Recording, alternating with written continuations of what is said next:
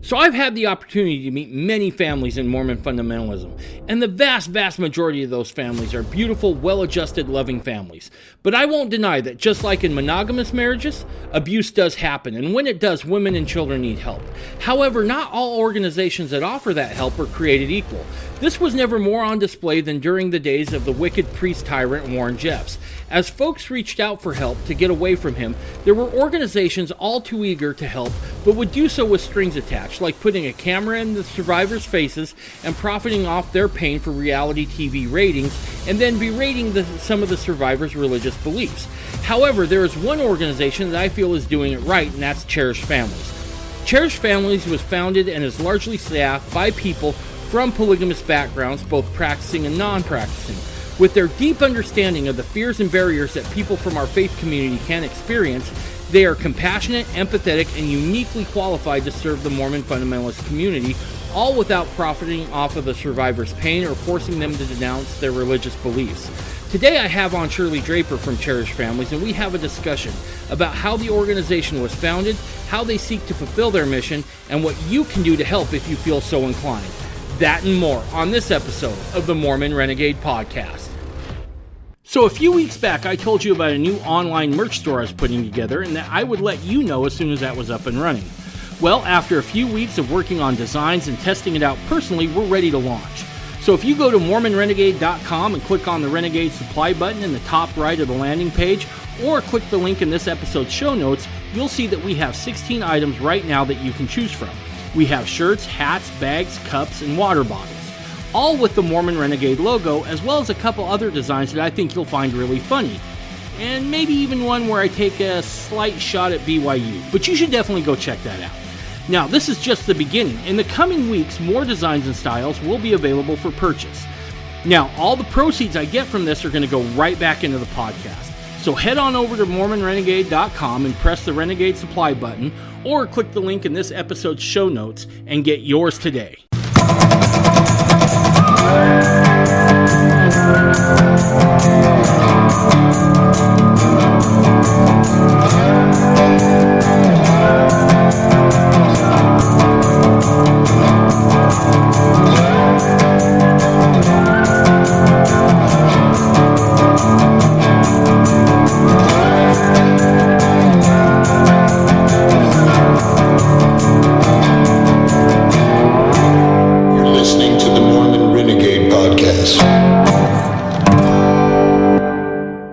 Shirlee, thanks for coming on.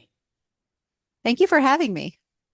I gotta tell you, I was told about Cherish Families, your organization, from a good friend, Joshua Erickson. So shout out to him. But he was like, you've got to get him on. I'm like, okay, all right. And so reached out, and you guys were super accommodating. So I'm happy that you're here and talking to me. I'm glad that our schedules finally aligned. Oh, it's okay. You know what? That stuff happens quite a bit. It's all good. So, Shirlee, real quick, what is Cherish Families? What is it? What's this organization about?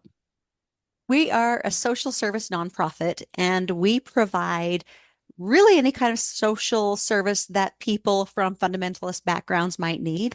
And that's a lot. I mean, I'll talk about all the different programs, but basically for people who, like me, came out of a community that was really close to society and didn't have access to various services, we try to provide those in a really culturally sensitive way.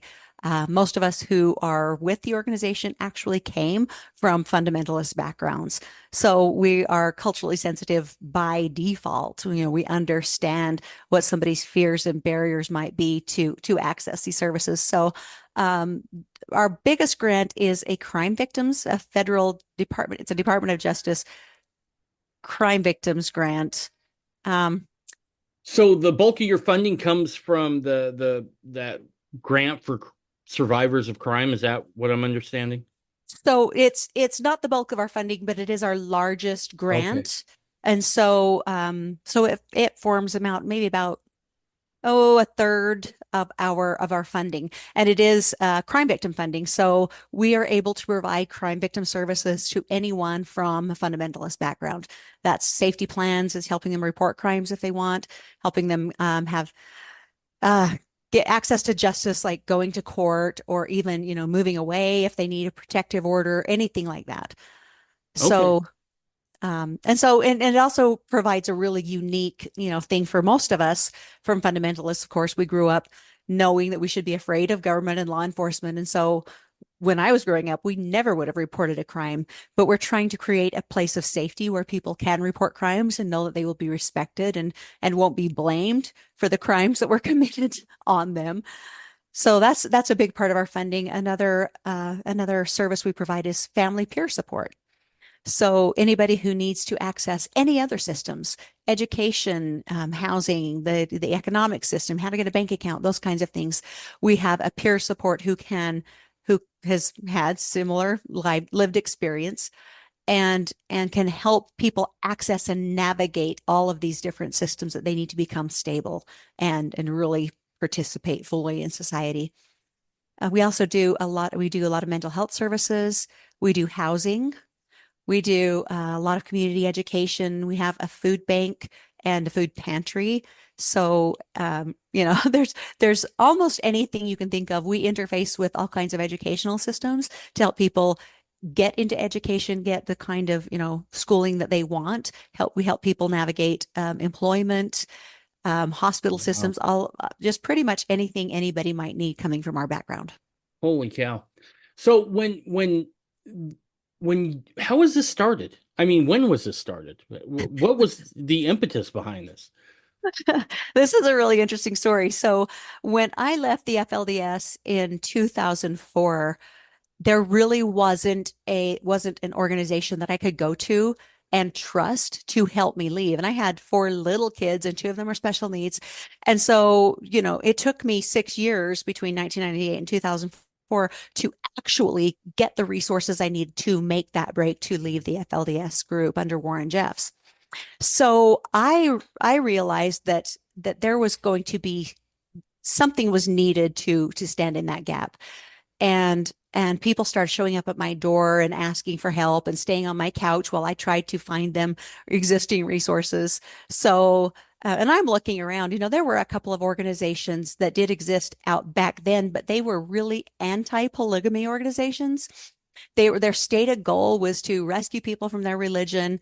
There was a lot of pathology, a lot of pathology-based services. It's like you're bad and wrong, and we're going to make you over in our image and make you good and right, and then you'll worship Mm. our God and not your God. And then there was a lot of exploitation. So if people called those organizations, they would end up on TV Oh, having to geez. talk about how evil their family and community was in order for them to be worthy of services. And I would just look at that and get horrified because I knew that was making it worse. And I also wouldn't access those services because I was not willing to demonize my family and my community. And so I'm like, this has to be different. We have to provide services that are appropriate, that are, strengths based, that offer people choices instead of telling them what they have to do. Because, in my situation, yeah, Warren Jeffs isn't telling me what to do anymore, but now you're going to, and somehow this is better.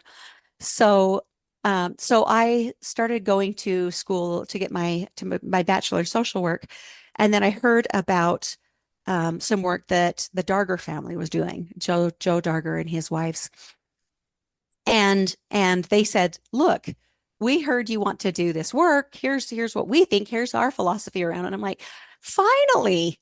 Finally, somebody whose philosophy I can align with. And that really is about, empowering people to make their own choices and not forcing anybody to choose one way or the other. And so Alina Darger and I started to work together in around 2013, 2014. The bit Cherish Families was incorporated and got our 501c3 January of 2014.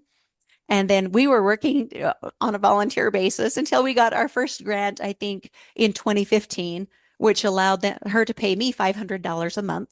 That was my wage. Woo! It was You can big go to bucks. McDonald's. And then in 2016, we got our first crime victim grant, and we've just mushroomed from there. So now we have, I want to say, 22 employees across the state. Our budget is, well, I think this year it's north of $4 million. And we've served people in Canada and Mexico and 17 states. So we're really all over North America. Holy cow. It's big. We have a clinical department. We have locations in northern and southern Utah, and our advocates are mobile, so we drive to where people are. It's a big operation, but I really like what we do because I'm kind of the opposite. Lena is a fundamentalist, and she's very much involved in her family and her religion, and I am the opposite, right? I gave it all up. I don't believe in anything, Sure. but we both align on the fact that adults have to be given the chance and the choice to choose Yeah. their religion and the way they live. And for me, I just want them to have all of the tools to make the very best decisions for themselves. And we are not invested in what that decision is. That's Right. entirely up to them. And so if I have a woman who's like, I love being a plural wife, I want to go back to my plural family, I'm like, grand. What do you need to have that happen? And if I have a woman that says, I need to leave, I'm being abused in this situation, I say, grand. What resources do you wish you had? I Mm. am I am not invested in someone's choices. I'm only invested in they have the outcomes that they want. I think that's huge, right? Because look, Mormonism, free agent, like there's two things that are really essential to Mormonism. One is the idea of the family. The other is free agency, right? That's right. Um, and a lot of times I would imagine, I don't do your kind of work, so I won't pretend to speak from experience, but I think by the time someone realizes, oh, this isn't really what I want, and I don't want to be here anymore, that to come out of that and like you were saying, go into some of those other organizations that are going to throw your face on TV and we're going to strip you of what you believe and remake you in our image. That's not necessarily agency either. No, it's not. And It's so, exploitation. yeah, it's exploitation. And so what I find so fascinating and so awesome about what you and Alina have done here is that you've given the power back to the individual to make their choices. And that's huge, right? Certainly, I love my way of life. I love being a Mormon fundamentalist, but I'm also not dumb, meaning that I know that this isn't for everybody, right? And I don't think anyone should be forced into this. Likewise, I don't think anyone should be forced to give it up if they don't want to, right? I'm kind of like down the center, just you do you, bro. We may not be able to hug it out on Saturdays, but I mean Sundays, but we can slap high fives on Saturday, right? Um, Absolutely. and so I find that very fascinating. As you're starting all this, what were some of the biggest challenges you faced in the early days, and then what are some of the bigger challenges you face today? So very early on, in fact, before we even had an organization to do anything with, I was doing, work with organizations. It's like, hey, I know you have housing for a woman that's fleeing abuse. And so I go and I would try to work with organizations that did exist. And so much of the time, the bulk of my time was spent trying to help them understand that somebody coming from these communities are actual human beings and they're worthy of dignity and services because there was so much stigma out there. And it's just, the assumption was you're stupid, you're Mhm. bad, you're guilty of every crime we've ever heard of come from there. And so, when you have underserved and stigmatized populations, everything that gets assigned to those is everybody in them is defined by that, right? And so even still in the news, you'll see, a fundamentalist did whatever, drove drunk and ran off the road. You'll see in the comments, they all do that. And if they said that about, somebody in St. George did that, if somebody got on the comments and said, well, everybody in St. George does that, they would get piled on and be like, that's not true. But it's upheld and it's okay when you're talking about stigmatized populations. And so for me, I experienced this. I would go to the doctor for something and the doctor would make me justify my very existence and why I needed services because you polygamists think this, this, and this. And so Oh, it's such a huge barrier. And so for me, again, the biggest part of my time initially was spent just trying to humanize the individuals that would come and ask for services. And so now, that became a huge part of what we do is cultural sensitivity training for, we do it for the state now. We do it for the Department of Health and Human Services. We do it for hospitals because there's so much built up there. And it's been 185 years of this pathology narrative that we have to take down brick by brick for people so that they can stop seeing someone who's a polygamist and have all of that previous idea heaped on that individual. And we have to be able to say, you need to separate that. I don't care what your position on polygamy is. You need to know that this human being is not guilty of everything that you think you know. right. Right. And is that still the challenge today? Is that one of the bigger challenges you think people face today as well? It's not as bad. It's been actually we've made some great strides in this. We're able to work with universities as they're educating their doctors and their PAs that I get to come in and talk to the students and say, part of trauma informed care, part of cultural sensitivity is understanding that there's all these myths around this population that you need to be able to just lay on the shelf when you walk in that door. And so we're starting to get some amazing traction that way in the court systems, in various places. It's an ongoing thing, and people are accessing the trainings, and I think we're getting a lot better outcomes. But it's not something that we did it once and now we can walk away because there's turnover in the employment, right? And so it's a conversation that we're having all the time. But I do believe we've made a lot of strides, and particularly now that Utah's decriminalized, then that can't be the excuse that people use to hold on to their prejudice. Gotcha. Gotcha. That thing about the doctor, like I get nervous going to the doctor because quite frankly, when they do the blood work and like, hey, fatty, we found the problem. That's the sixth cheeseburger you've had today, right? That's enough to worry me, right? I can't imagine if someone was like trying to unpack who I am at the core, right? That would be Right. enough to be like, I'm out, right? Like you can take your white lab coat and put it somewhere Yeah. else because I'm out. Yeah. Um, You use better language than I do. right. Well, that's only because I'm on the air. But yeah, it creates less editing if I kind of do some self-censoring here. So what would you say is the biggest challenge you face today? Today, I would say that the demand for our services outstrips our funding. And because we navigate borders, we navigate state Mhm. borders, we navigate international borders, funding's always an issue. And so, in the state of Utah, to their credit, the state of Utah has been incredible to fund programs and to make sure we have resources.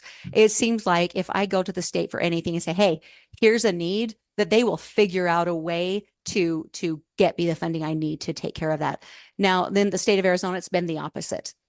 We've served more than 900 citizens of Arizona with zero funding from the state, and so that's a huge challenge for us. Trying to cobble together pennies here and dollars there to get people mental health services, and right now, mental health services is a huge part of our work.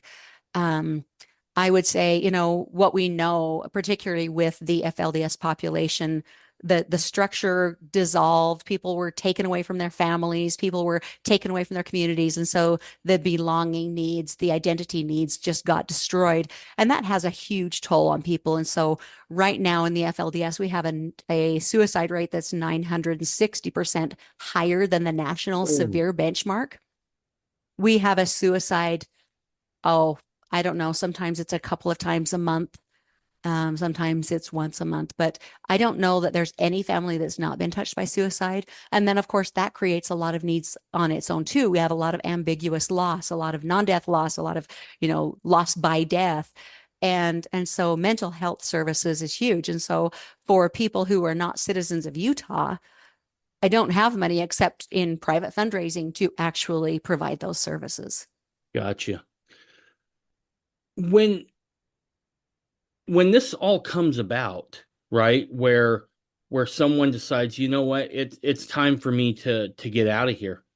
What does that process look like, right? I would like to talk about it in Utah and then maybe different borders and that sort of thing. Now, there may be some stuff, and I completely understand that you can't tell me if it's operational kind of stuff. I get that. But what can you share? How does this process work? So one of the things that I mean, I always knew it, but I just get reminded every single day, and that is every person is so different. And so we have to be able to meet people wherever and however they walk in the door, right? And so everybody presents with different needs and different ideas. So, but just in general, if somebody decides that they need help, they need to get out of a violent situation, they want to leave, the FLDS or some other group, Samuel Bateman group, that's become very pathological. Then we just have a phone number, or we have a website. We just encourage people to call our number and ask for an intake, because at intake we can just find out everything they might need and just start providing inputs. Of course, safety is always first. And so if somebody comes and they're in danger, we're going to focus on that before Mhm. we focus on, oh, let's get you into school. Let's get you moved to, wherever your family is in Idaho, whatever. It's safety needs first.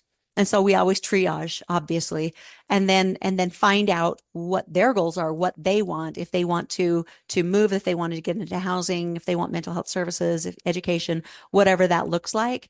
And many, many times, people come in the door, if you know anything about trauma informed care, somebody that's been through a lot, of trauma, of non-death loss, all those kinds of things.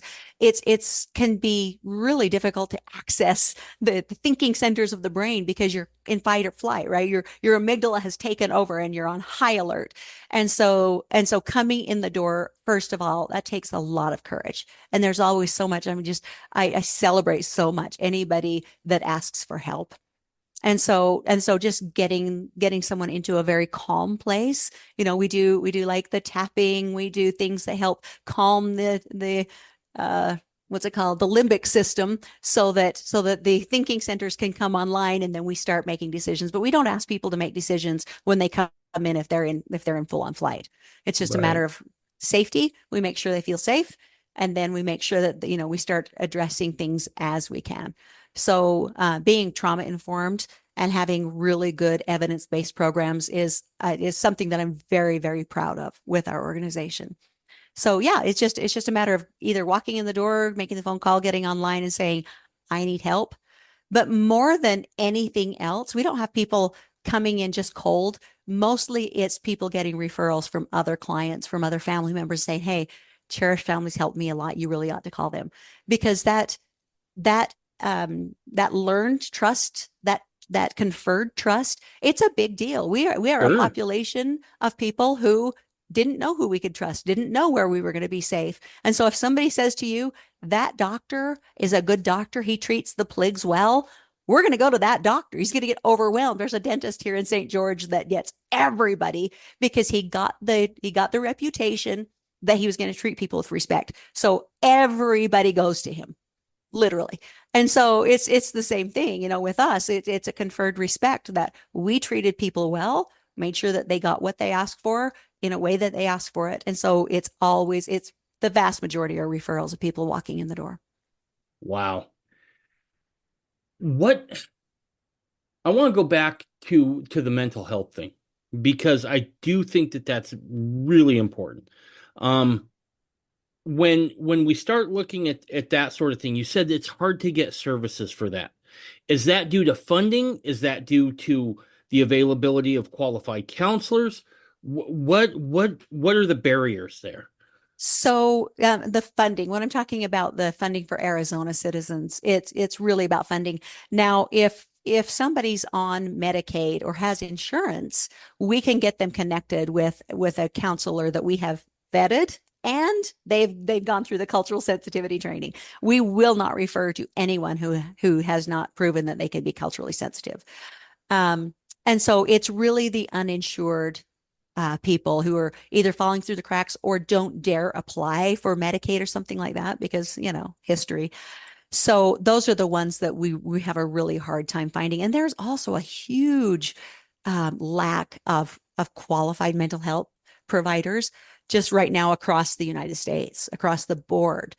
Everybody's always looking for them. But we do have on staff right now, we have 3 therapists that we have employed. And whenever they have an opening, we're fitting people in with them. Wow. But Well, funding is always the question. note to you kids going to college, you may want to think about switching your major. Right? Um, They can pretty much write their own checks right now. right, right. It sounds like it. It sounds like it. So I got another question, right? And this is something that has really been at the forefront of my mind, especially since starting to do the podcast. And that is what's I think for a lot of us, we thought, okay, Warren Jeffs is in jail. The FLDS are going to get cleaned up. Is that what you're seeing? What's going on down there now? Well, I mean, yes and no. And it's there's never a simple answer to anything when it comes to the FLDS because it's made up of what 10,000 individuals. The yes part of it is that since Warren Jeffs was imprisoned, the attrition rate is hovering around 90%. Like as far as people who actually follow Warren Jeffs or his acolytes, it's about a tenth of the number of people who used to. So, Mm. we think there are maybe 1,500 people who are still trying to follow him, and everybody else has kind of fallen away, maybe, found other groups to join or something like that. And so Warren doesn't have access to harm the number of people that he did. Now, that's a good thing. And it creates other problems because when Power people, vacuum. well, I mean, yeah, it gives rise to somebody like Samuel Bateman, right?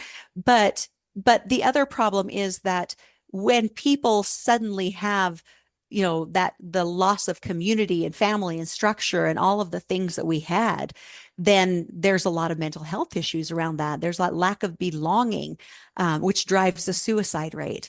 There's a lack of structure in a lot of things. And so sometimes I see like parents who haven't had their kids, Warren Jeffs took them away from them, and then they went and got them back. But when they were taken away, they were 6, 7 years old. But when they got them back, they were 13, 14. So they didn't get an opportunity to raise those kids. And now they don't know how to parent either. And so they want to just be friends with their kids. They want to, let's go smoke marijuana together so that they can kind of win back that love. And so all of the lack of structure creates more need, right? It's not like Warren Jeffs is gone and now everybody's happy, healthy, and safe. That's not true. Now we're dealing with the fallout of just the destruction of the community and the culture. Wow. You raise some interesting points there, right? Because anytime you leave a structure, whether you realize it or not, look, I'm a pretty independently minded guy, right? Like Mormonism in some ways, especially when I joined the LDS church, seemed pretty counterintuitive, right? I'm not a fan of hierarchy. I tend to be a little, look, I named the podcast What I Did for a reason, right? It wasn't by happenstance. And so coming into Mormonism, into the LDS church, right? And I'm not trying to say the LDS church was bad in that sense, right? It really wasn't. But it was still very hierarchy oriented, right? Oh yeah. And then when I left, it was kind of like, well, what do I do now? Right? Like all of a sudden, and for a guy that's as independently minded as I am, right? And it's like I thought I could just walk out and be like, okay, I don't need anybody. Well, that wasn't the case, right? Because quite frankly, I still believe in Mormonism, right?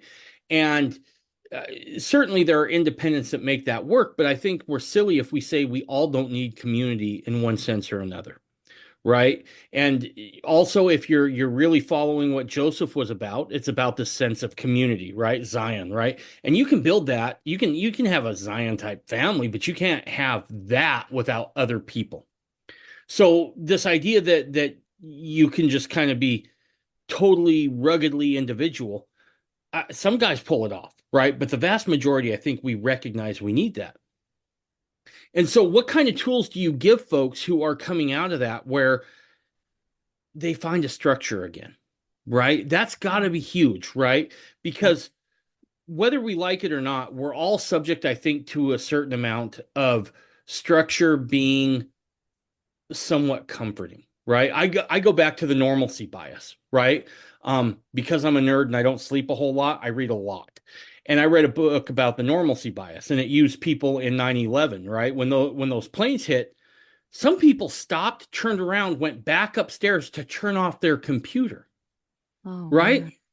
But that's your brain's coping mechanism for anything that is truly traumatic and out of the structure. So how is it that you guys are able to provide some of that structure to folks who need that in order to just get their bearings? Um, because I've also seen people when they do leave religion, any religion, it's like, well, I guess I'm not part of a religion anymore. I guess I can go do cocaine, right? And it's like, whoa, slow down, bro, right?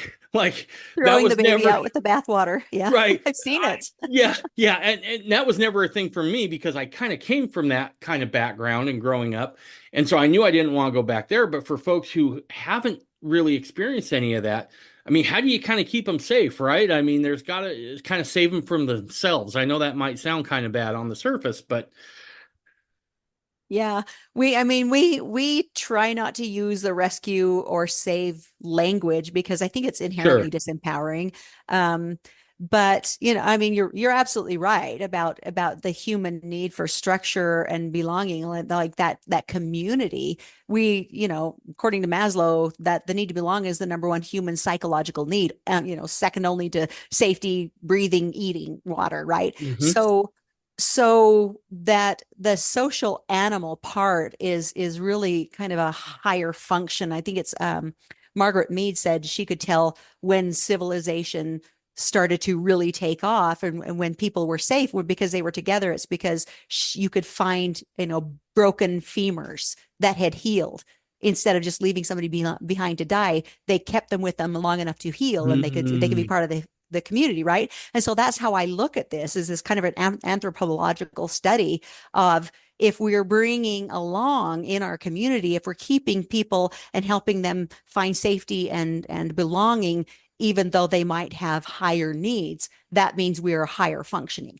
So one of the things we've done for FLDS refugees particularly is trying to recreate community in a different way. So in Short Creek, Colorado City, and Hilldale, for example, we're completely remaking the town. Now both city councils are completely out of the control of the church. They're elected by the residents.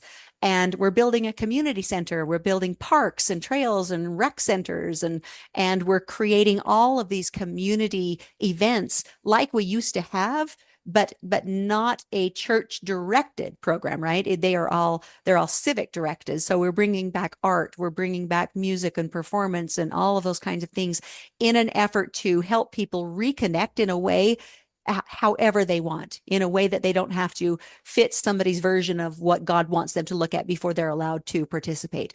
So and in Cherish Families, in both locations, we're providing classes. We do art therapy. We do, book clubs and different things like that. So we're helping people connect to social opportunities in a really non-threatening and inviting way to help people rebuild those ties.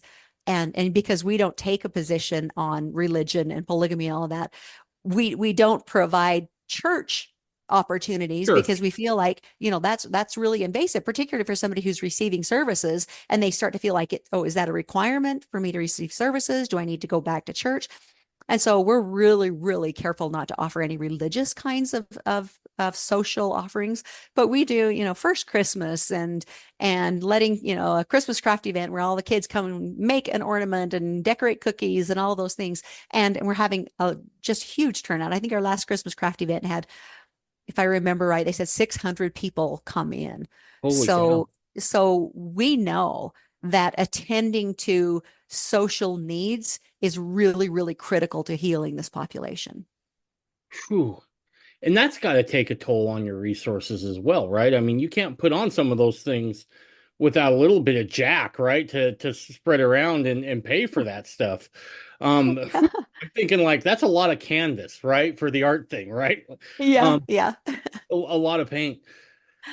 So as you've how so you've been at this since 2004 now, right? Is that kind of what I'm understanding? Kind of it started Yes. very informal with folks on your couch. Yeah, in a grassroots way, and Alina was the same. And Alina was never part of the FLDS. They came from the independent, kind of Right. expression. But that was the same thing was happening to them because they had family who were part of Shore Creek, and so people were showing up and asking them for help. So we were, yes, independently doing grassroots social work that we really didn't we weren't equipped for. Let me just put it that way. Yep. Yep. Uh, what as you've done this now for 20 years now, right? What do you think some of your biggest successes have been and some of your worst heartbreaks? Because I think it's important to point those out because we look, we all want a happy ending, right? We all want that feel good story at the end of the movie.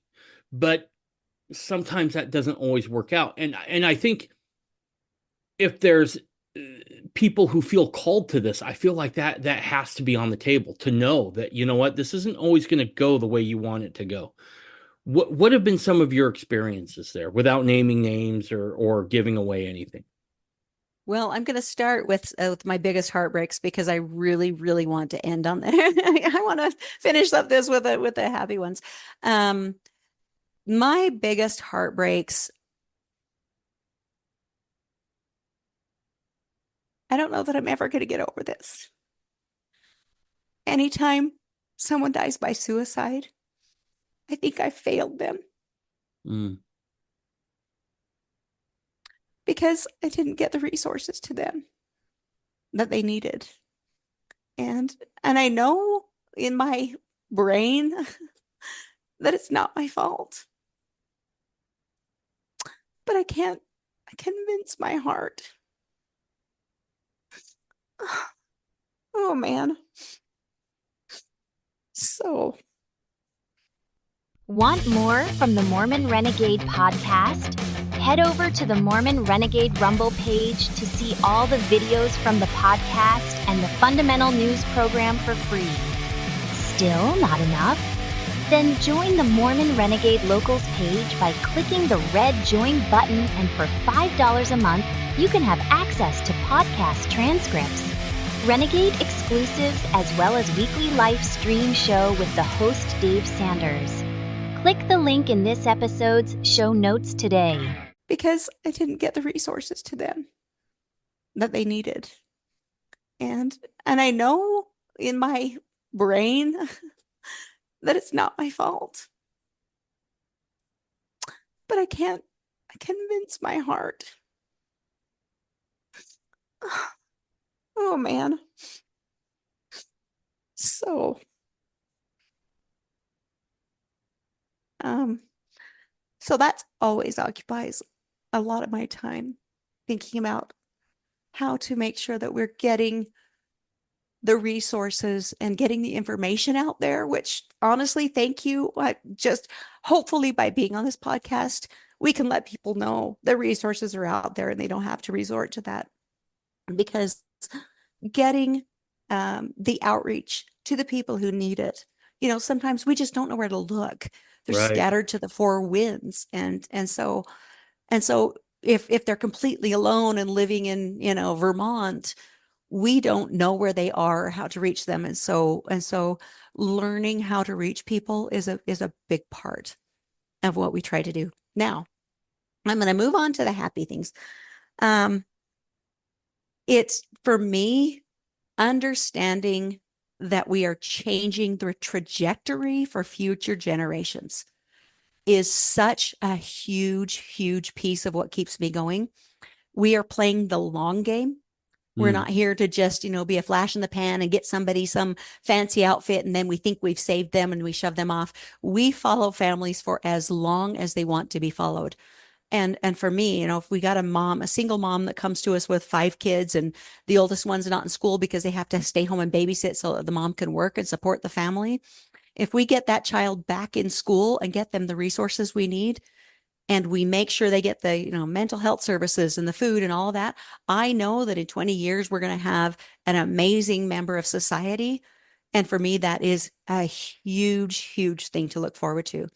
whenever I have somebody come up to me and say, and this actually happened, and I don't even know her name, so I don't know. I hope I'm not outing her, but this girl came up to me at the Independence Day celebration in Colorado City 2 years ago, and she said, "Hey, my mom said to come and find you. She said I have to thank you." And I said, "Thank me for what?" She said, "Well, now I live in this other state," she named it, "and I just graduated with a construction management degree, and I'm making a lot of money, and I just have a great life." I'm like, that is such great news. I am so happy to hear that. And I didn't even know who she was, but it was her mom got the help she needed so that this girl could go and take ownership of her life. And those kinds of stories really are what keep me, the one half of me that's over crying in the corner about suicide, and the other half of me is celebrating because I know that we have changed the future for not just this mom and her daughter, but also her children and going forward. Yeah. I'll be honest, as you were talking there, one of the things, especially as you were talking about some of the things that you think that we both wish things would have went differently, was just that scene out of Schindler's List when he's like, if I'd have just done this or this or this. And I'll say this, perspective is never had in the moment, Shirley. It's always something you have to look back on, right? That's right. The It's horrible. This is how you know how flawed I am. Then you reminded me of a different movie, which was Gladiator. There's a great line where he says, "What we do here ripples through eternity." Now, whether you're a believer in the spiritual or God or whatever or not, that's a true principle, right? Because that will be that girl's kids and her kids and her grandchildren and her great-grandchildren. This is something that goes on forever. This is something that absolutely has generational type impacts on it. Yeah. Let me ask you this. What can the fundamentalist community at large, and I'm not singling out any one group or any one person, but what can fundamentalists at large do to help push this forward? Because I'll be honest, we live in a unique time now where, quite frankly, our lifestyle is kind of one of the most tamer ones out there now, right? Like, Isn't that the truth? like I remember me and and again, I'm very libertarian in my approach, right? I'm like, whatever you do that, you do you, bro. It's between you, your God, lack of God, whatever, you do you, right? That's right. But I remember I was sitting on the couch with both the girls during June back in 2023, and I just went, you remember when we were the strangest thing out there? Like, times have changed, right? And one of the things that I think is incumbent upon us now is that we have to kind of work to move past these stereotypes that, quite frankly, we allowed to be heaped on us, right? We didn't tell our own story. And I think this is part of how we got here. But I think a good part of that is trying to point out abuse when it does happen, right? You never want to be freewheeling with that word, right? Yeah. There's a difference between domestic disharmony and then real abuse, right? Yeah. Uh-huh. But we have to point that out when it happens, and we have to say that's not okay. That's not okay from our religious perspective, right? There is nothing I read from Joseph or Brigham that they would have been cool with abusing your spouse or your children. Yeah. So we have to point that out. We have to grow a backbone, I think, a little bit at times, and just be willing to call it out. And so organizations like yours, I think, are leading the way in that. And so what could the fundamentalist community at large do to help support you guys, to help with on the ground needs, those sorts of things? Okay, so there's a lot in there. Let me see if I can remember everything. Let me just go back and just start by saying I don't like to blame the victim, right? I Sure. know that there's been a lot of stigma and prejudice heaped on fundamentalists that is unfair. So there's been the backlash was, well, let's just go underground. Let's not talk about ourselves and all of that. And Hmm. I understand that impulse. And particularly when, it was a felony to live your religion. Yeah. And so for me, I'm not demonizing people for having done that, but I do want people to really start thinking about what an amazing opportunity we have right now. We're at a crossroads, and we can't come back and do different, right? Right now, if the various states start to see fundamentalists say, no, we don't do that here, you are going to get turned in for this. No, you're not allowed to do that. You're going to get turned in. Then there's going to be a sea change. And right now is the opportunity to do this. We start being a lot more open and transparent about we are taking care of abusers. We are not allowing sexual assault or underage sexual, rape in our communities. You will be ostracized. Then, and knowing that you're not, I'm not going to be arrested as a felon because I'm a fundamentalist because I reported, somebody Hmm. who's doing this. This is the opportunity. And so it's going to be a little bit hard, I think, for people who are so entrenched in the we don't report because, when I left, I was a felon. And so if I had reported abuse against my children, I could have had them taken from me, right? That's not the case anymore. But sometimes it takes some time for that to sink in. But I think that leaders can really step up and say, look, we need to be able to do this. We need to take care of our children. We need to put our money where our mouth is. And we need to help victims get services. So I will say that there is one of the groups, I'm not going to name anybody, who has actually been telling their adherents, report that crime, get that help, who have been having us come in and do trainings, which I think is huge. If I start to see a trajectory shift like that, then I have a lot of respect. I'm like, okay, you really are following the teachings that you profess to believe in, right? So that's one part of it. This is a really good opportunity. Another part is, call and find out what services are available for you and your family, because there's probably something that we can help with that's going to strengthen families and help families be on their feet and have what they need. And then the other two is support financially. This is our target population. This is the only people we help. And so I don't know who the wealthy fundamental. I mean, I know who some of the wealthy fundamentalists are, but one thing that's happened, I think, well, and this is just my opinion, and maybe I shouldn't say it. Oh no, I make a living out of that. You're fine. I don't make a living out of that. I make a living out of working, and I do this as a full-time hobby. But anyway, no, it's fine. You're totally good here to do that.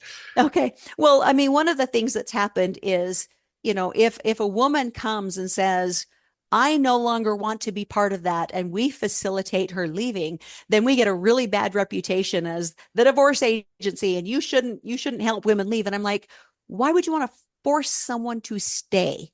That doesn't track. That doesn't track.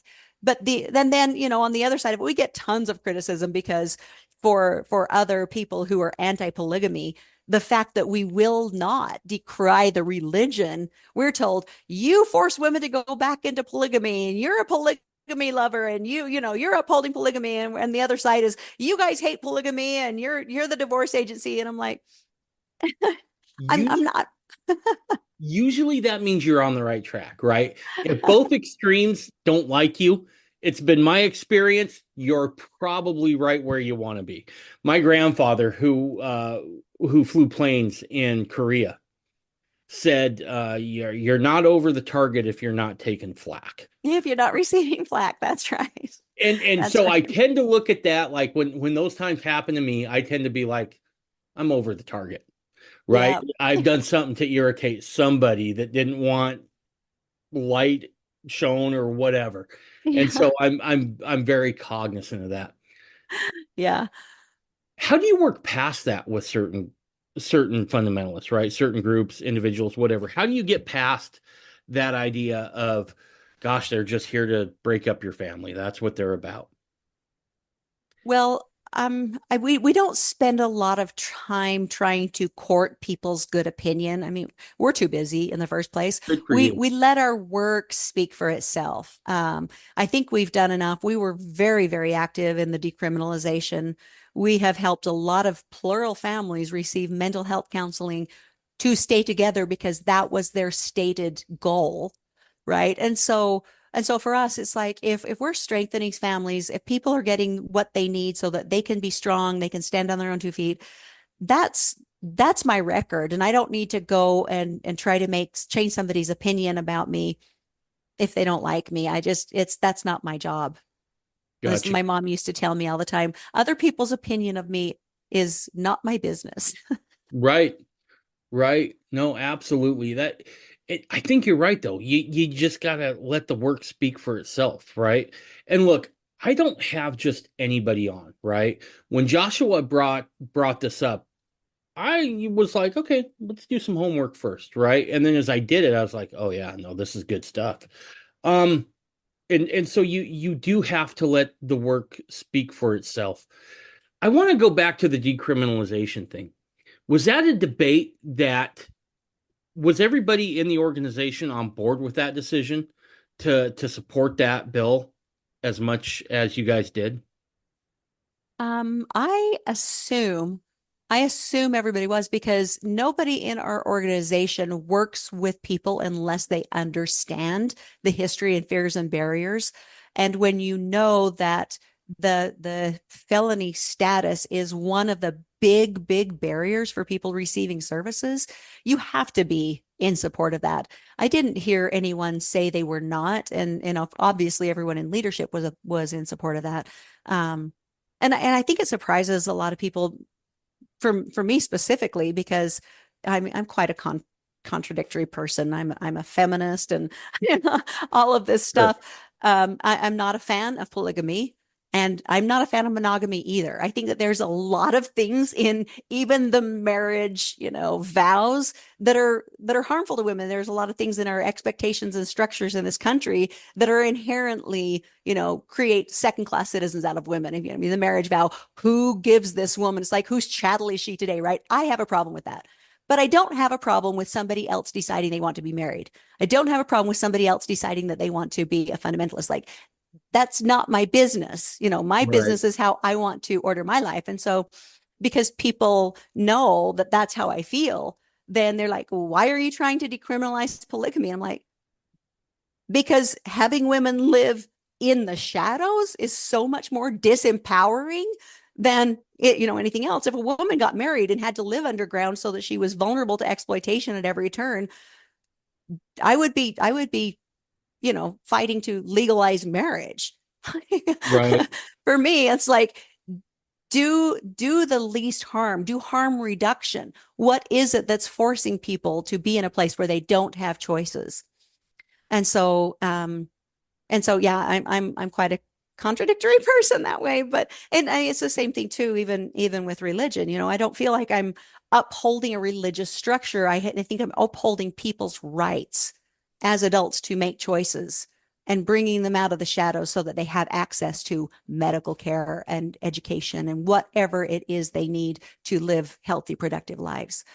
So, and I'll just even go back to the when you said something about you don't know what my religion is. And the truth is, once I left the FLDS, I wanted to be an atheist. I was like, I don't believe any of this. I'm rejecting all of this. And so I just started living my life as, I'm going to do this work because it calls to me. But one of the things that I've realized is that I am my spirituality is that I know that I'm doing what I came here to do because I can't get out of it. I've tried. That's that's so interesting from someone who wanted to be an atheist, right? It I mean, really is. that place, look, you're talking to the most reluctant of Mormons. Let me get that out of the way, right? Like, I remember complaining after I got off my knees, like, I don't want to be a Mormon. Those guys are weird. Little did I know in 20 some years, I would go way weird. But I mean, in that moment, in that moment, yeah, no. So I kind of get what you're talking about there, right? That's an interesting place for you to be, right? To be like, I want to be an atheist, but at the same time, there seems to be something kind of bigger here that's keeping me in this. Yeah, yeah. And that's really where I've arrived. I've done a ton of meditation. I've done a ton of inner work. And one of the things that I've arrived at is, first of all, I don't know. I don't think hardly anybody knows. Well, I don't think really anybody knows what's after this, but there is, to me, with all the meditation, with everything I've done, I at least have the humility to say, I don't know what it is. And I believe there's something, some Right. intelligence, something I've encountered in meditation. I'm willing to say that, and to say I don't know what it is, and to be okay with not knowing. That's just where I'm at. But the thing that I'm very, very clear about is I was born to do this. Mm-hmm. And I will do it. I've been court ordered to some things that I absolutely refuse to do. And so just the more I do it and the more things open up and the pathway is so clear, I know I'm doing what I came here to do. And I just tell people, I tell all the time, people, I just, if that's not good enough for God, then I guess I'll go to hell. But I'm not going to be part of an Yeah. organized religion again. But I do know this is why I was born. Sure. Sure. When you guys were working so hard to get um, plural marriage decriminalized in Utah, um, I've talked to Christina Rossetti a little bit about this on the first podcast I did with her. What were some of your biggest pushbacks you guys got from that? Because that's something that I was very interested in looking at. Well, first of all, the Mormon church spent, it's been, about 100 years now, very carefully separating themselves from that, saying that's not us. We are not that. We are no longer right. And so to have fundamentalists in the state of Utah has been just a thorn in the side of the church, because that keeps bringing up that history that they just really want to disown and not embrace. And so, and so for me, and all of these years working with the legislature and some of the really, frankly, counterproductive bills that they passed, I knew it was a long shot. But there had been several people who had been working on it for 5 years or more, just like saying, "Hey, this is really not logical. This is really having bad outcomes. This is really causing a lot of harm." And so it's finally started to get some traction. But in Utah, and this is just kind of a well-kept secret, if the church doesn't like something, they can kind of kill it, a bill in the legislature. They Mhm. can just kind of tell their members that's not good, don't vote for that, and it will die. And maybe that's having less and less of an impact now, but for years that's how it's been. Um, but but I think, when it finally started to become a very serious topic of conversation, it was now she's Lieutenant Governor Henderson now. Mhm. At the time she was in the Senate, she started taking this on and being very serious about it. Now she's a member of the LDS Church, and so you have to know that takes a lot of courage. But what she did was find all of the data. She found facts, data, just like all of the things, and built them up and created a case that was really, really incredible. She also had a lot of gravitas all of her colleagues really respected her, so they were willing to listen to her. The biggest pushback I got was, people were just like, well, polygamy's bad and wrong, and that's all they can think about, and so that's it. And so that was a big pushback. There really wasn't any rational pushback against it. I think Lieutenant Governor Henderson really took care of her colleagues as far as their concerns and the things that they brought up. The other pushback that I got and that I dealt with the most was really like the anti-polygamy evangelicals out Mhm. there that are, it's evil because the religion is evil. Mhm. And kept, a false equivocation of polygamy is abuse. If you have somebody who's living polygamy and they abuse, it's because of the polygamy and not because it's an abuser. And so those are the conversations that, you can give facts, you can help disabuse all that. But anybody who's in this evangelical mindset, they're not willing to have their minds changed. But it turned out that it didn't matter because the bill passed. What do you think it was? Do you think it was Deidre Henderson's um and shout out to her, by the way, because I know she was very instrumental in that whole thing.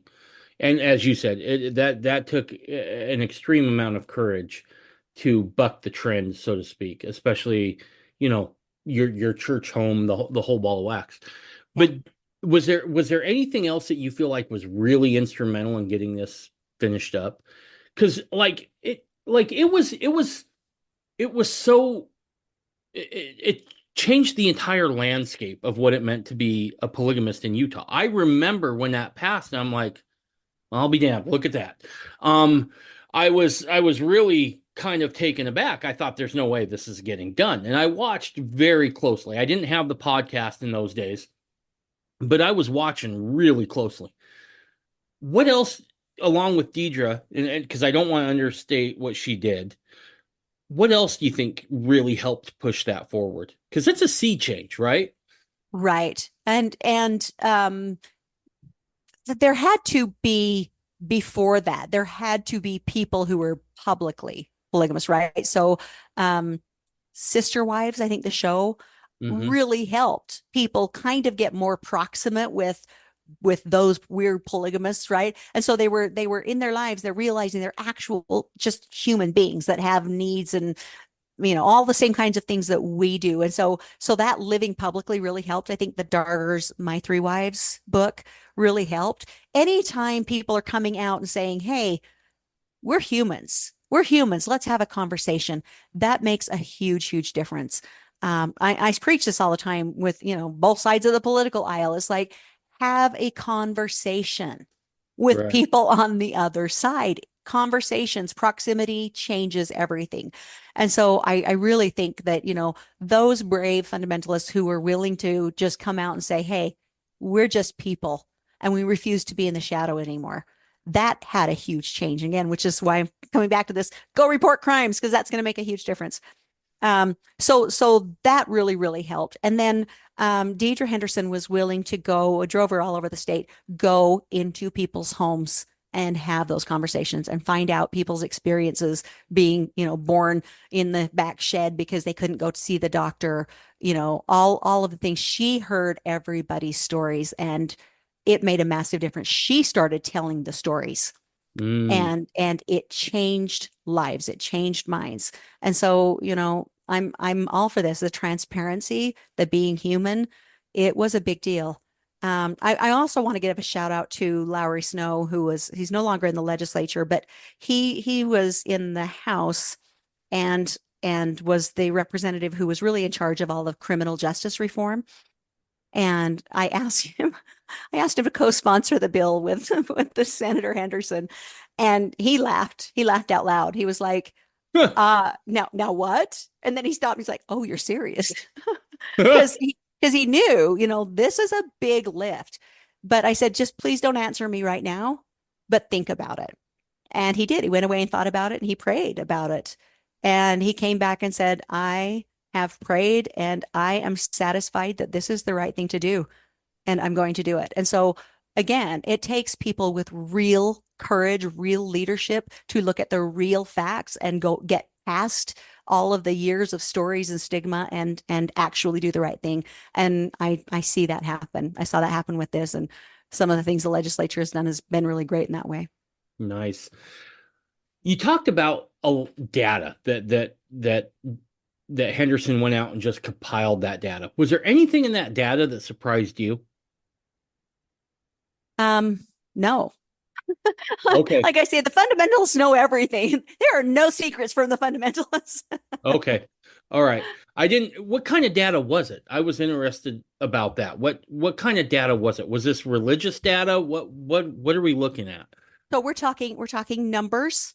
We're talking the high number of people who didn't dare or have access to graduating from high school, or didn't have access to college. The vast number of people who have less access to medical care, and have to do like home births and things like that because they weren't willing to go to the doctor or the hospital. We're talking about people who were born in hiding and who ended up with last names that were different from their parents. Just all of those kinds of stories and barriers.